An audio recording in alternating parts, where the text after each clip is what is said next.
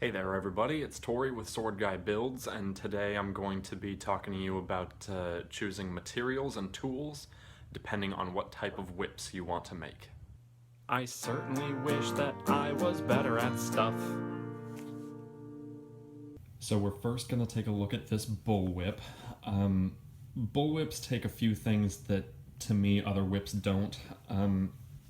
So first thing that I'm going to argue you need if you're going to make bullwhips is some artificial sinew.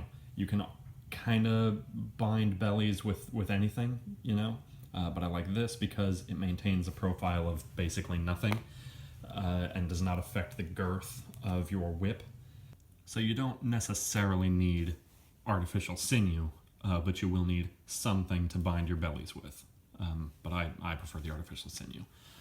Next thing is 1/4-inch steel. I just use mild steel from the hardware store.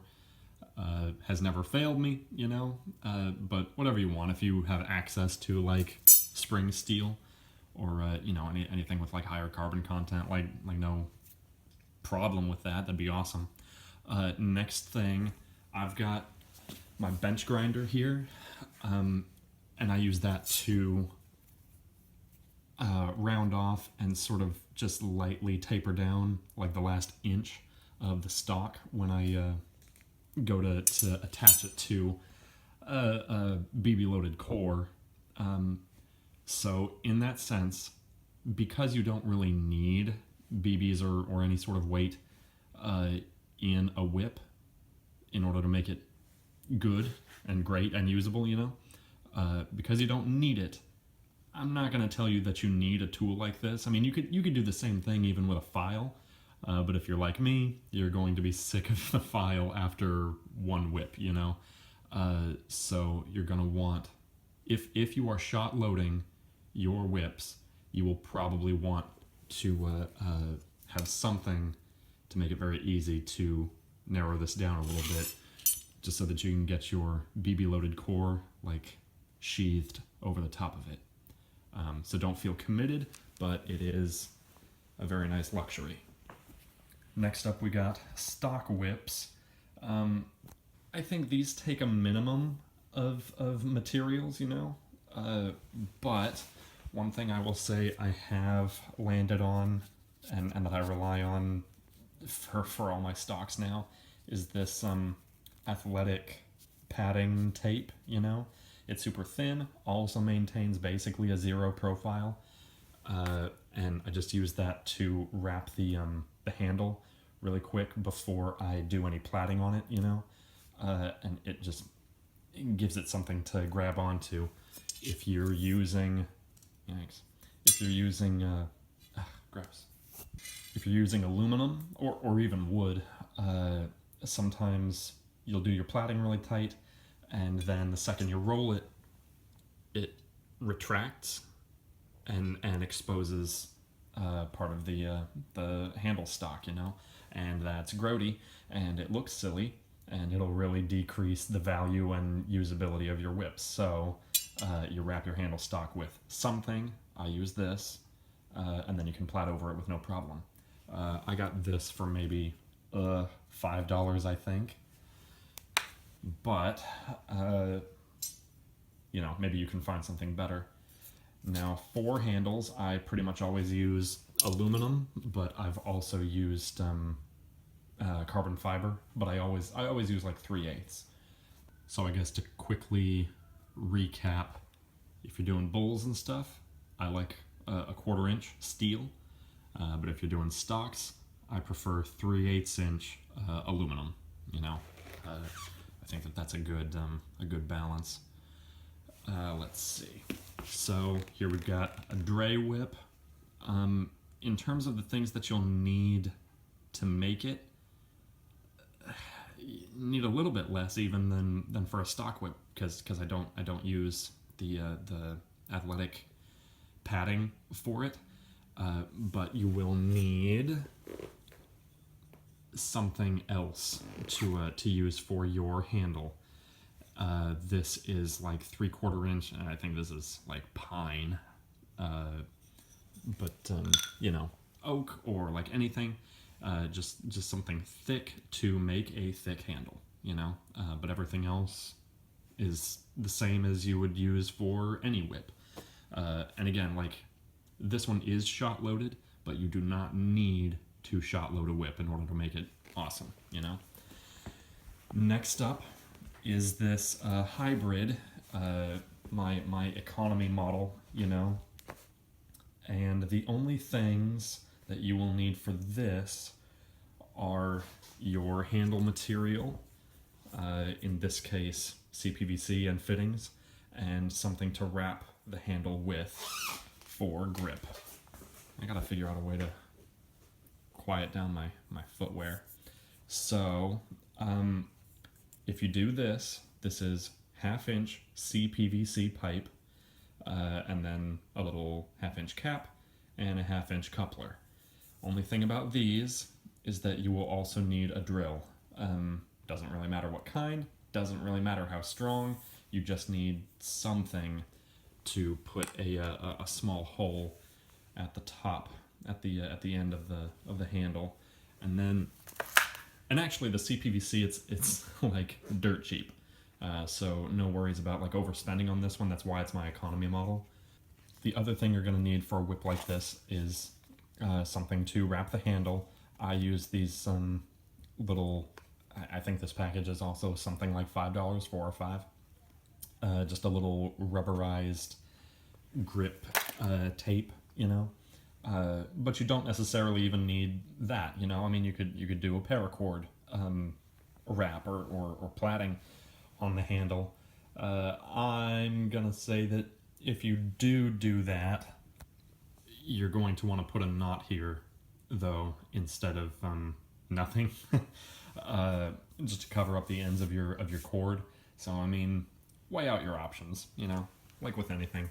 So here we've got necessary nylon whip making tools. Scissors, absolutely going to need that. Fire, you're absolutely going to need fire. Something to measure out your cord with. This one is like 30 foot. 30 foot tape measure, that serves me very well. I use these tiny pliers, you know, maybe if I'm dropping strands and I let the strand get too short before I actually needed to like drop it, you know. And I've got like a little 1-inch nubbin coming out of the whip. I'll grab it and pull it with that.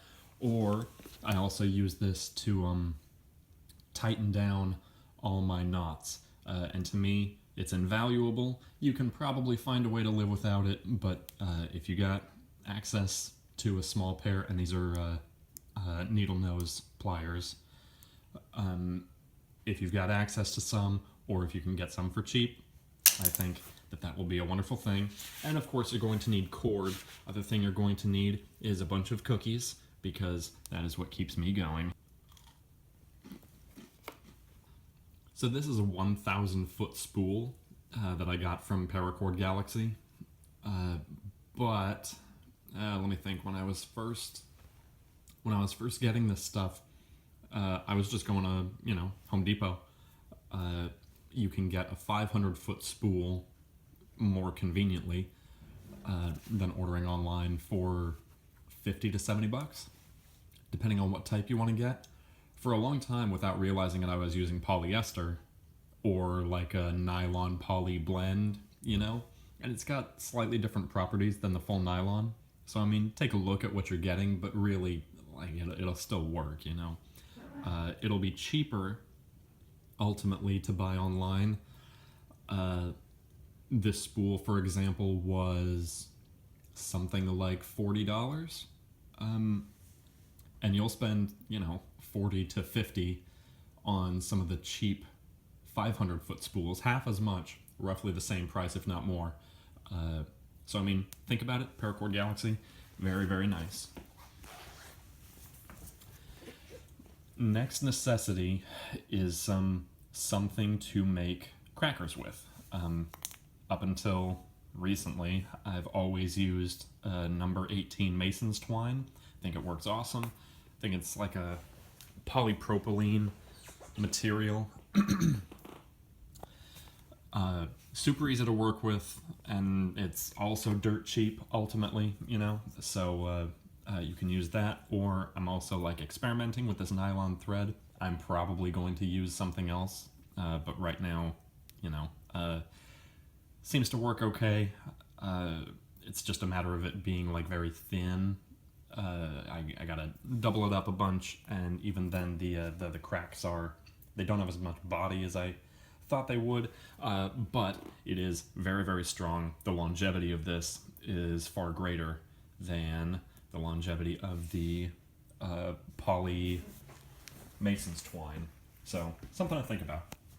Next up, we've got tools and materials that I use all the time that aren't super necessary. The hammer I use anytime I've got to build up a knot foundation, you know. I'll put my strap around, staple it, and then hammer in the staples, you know, make sure that the foundation is round. The needle, of course, I use to actually tie knots.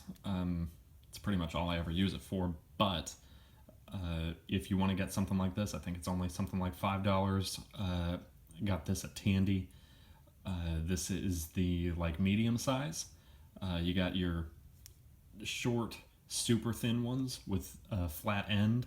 Then you got these ones, and then you've got the jumbo size that's a few inches long and well, a few inches longer than this, I guess I should say.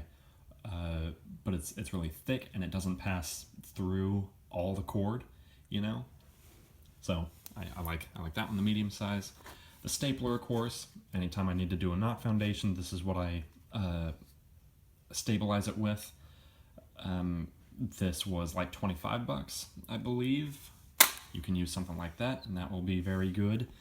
But you don't need it for everything, you know? So BBs, you will use these as a luxury, I think. You can give any whip a little extra power by using the BBs, but ultimately it is not necessary or even necessarily advisable for all whips, you know? Okay, and then we've got some epoxy, and I use this pretty much only when I am fixing a shot-loaded line of cord onto quarter-inch steel. I'll mix up some of this, roll the narrowed end of the steel in the epoxy, and then put the cord on it, you know? Let it sit for, 5-10 minutes, and you're good to go. That is not necessary because you don't need a shot-loaded core. Another thing I should have over here that I don't is super glue, but I know that some people also could do very well with hot glue, anything like that. Just something ready to go, convenient, fast set time for small things you might have to do, Let's see, so that's it for those. These, a fid and a utility knife, I use them sometimes, You might want them, you might not. You certainly don't need them, but just another little couple luxury things to think about. The other thing I should mention is that these 3 whips are waxed. This one is not, and you don't need wax, and you don't need shot, weight, steel, anything in the cores of your whips, as long as they're made very well, This one here, it's I think this is one of my 5-foot economy models, The only reason that I wax my economy models is because they are they're so short and thin that if they weren't waxed, you would have to put more effort into actually cracking them. It's not necessary, but just a choice. Like if you wanted to put a little bit of shot like right in here, you could probably get away with not waxing. Even if you didn't put the shot or the wax in there, you just, maybe even add a belly or something like that. But it's just one of those things, a convenience. I can build it this way because I wax it, and it's like just one of those things. This one, well, actually both of these are waxed just sort of because, if I had not waxed them, they would work just fine. This one has shot, I think, through here. This one has shot, I think, through like there. Those two things together, the fact that they're shot loaded a little bit, and I'll come back to that in a moment, and the fact that they are waxed together make each of them highly user-friendly, Okay, so the shot loading thing. What finally put that into context for me was my friend Paul told me that people tend to abuse weight, extra weight in their thongs, and I'm starting to see that too in people's work. It's like they'll shot load it like 2-3 feet out, and it's like, whoa. Anyway, when you do that, you're altering the density of the whip in a terrible way. If you have too much weight too far out, it's gonna be clunky. When I do a bull, for example, the most I ever shot load it these days is 1 foot. This one I think might only be shot loaded for like 10 inches, and it's just enough to carry the force through into the thong a little bit further. This one, I think it's only got like 6 inches. I think this one has 8 inches, and that's just for the to give it like a swing belly. When you cast it, it'll fold. It'll bend right here, and then like spring this forward, and that makes it flow very, very well. Same thing for this one. It'll flex a little bit right here, and then the extra weight is like sprung forward, and then that in turn, of course, increases the force on the entire rest of the thong. And it's of course the swing belly is not my idea. My friend Paul told me about that, and I think it is a wonderful idea now. I use it anytime I can. But I digress. To quickly recap, if you're going to be making bulls, you'll probably want some artificial sinew. I think that's something like a $20 investment. Maybe another person could tell you where they get it for cheaper. Maybe they should tell me the same. This bench grinder was actually only something like $50. You can swing $50, then it would be very, if you can, like, do it, Let's see, 1/4-inch steel round. I should have mentioned before, you'll also need like a hacksaw or something. Hacksaw you can get for maybe $6 or $7. The stock itself, 3 to 5. For stock whips, you will not need artificial sinew or anything to bind bellies because you want it to be flexible. But I would urge you to invest in, just something that maintains a profile of basically nothing, that will give you grip on your handle stock, and then something to use for your handle stock. I think that generally the aluminum that I get is $5 or so. You can get 3/4-inch wood dowels for a negligible sum. Let's see. CPVC, if you're going to be doing hybrids and stuff, this will by far be your cheapest method. If you don't have access to wax, invest in some BBs, and I think that would do you a world of good in lieu of wax. You can get this for literally pennies. You can get handle wraps for about $5, and then just your standard tools and equipment that ultimately, I'm going to say you can get started on this stuff, high quality stuff, for $50. Especially if you're doing stuff like this, that's going to be the cheapest. I know I started going kind of in circles there at the end, but I hope you were able to learn something. Hope it helps a little bit. Please let me know in the comments what you would like to see, or if you got any questions or whatever. Anyway, like and subscribe, and I will hope to see you guys in the next one. Thanks a bunch.